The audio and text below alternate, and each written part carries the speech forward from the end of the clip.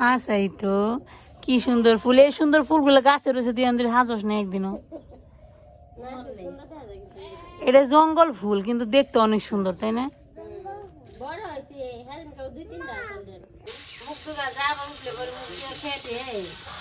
কি রান্না করছ? তার জন্য তো ডালটা এত স্বাদ হয়েছে গেছে। কালকে ডাল রান্না করছে অবনি, তাই না? মুসের ডাল রান্না করছিল মা কালকে টমেটো দিয়ে।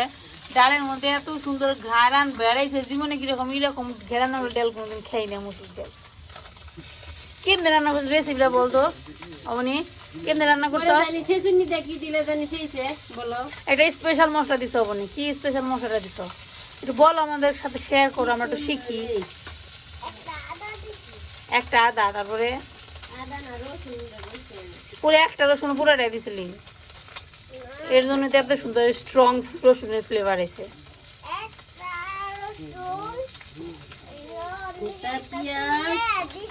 ও একটা রসুন ওখান থেকে একটা চুলছে তারপরে দিছে, বুঝো না? এক কোয়া রসুন দিছ, তাই তো? তুই তোর হাতের জোশ আছে, এক কোয়া রসুন এখানে রসুনের গন্ধ হয়ে গেছে ডালের মধ্যে। দেশি কই মাছ ভাজি করা হইতেছে, হয়ে গেছে ভাজি না? অনেক তাড়াতাড়ি হয়ে যায়।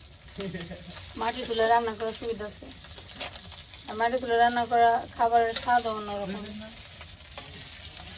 এই জন্য তো অনেক সময় দেখা যায় বিভিন্ন জায়গায় যারা বিদেশে থাকে, মানে যাদের ফ্যামিলির মানুষ বিদেশ থাকে, তারা বিদেশ থেকে এসে গ্রামের বাড়িতে এই কই মাছ ভাজা, শাক ভাজা খাইতে পছন্দ করে। নামাও, আমি না করলে নামাবে না। এইগুলা মাছ আবার একটু হালকা ভাজায় ভালো লাগে, এগুলো বেশি কড়াই হয়ে গেলে শক্ত হয়ে যায়। এমনিতেই তো মাংসের পরিমাণ কম। তো মাছ ভাজি শেষ, এখন হয়েছে এখানে এই যে চালের গুঁড়ার সাথে হলুদ মরিচ লবণ দিয়ে রাখছে, এই চালের গুঁড়া দিয়ে এখন এই যে মিষ্টি কুমড়ার ফুল আর হয়েছে এই যে কুমড়া পাতা, এগুলার বড়া বানাইবো।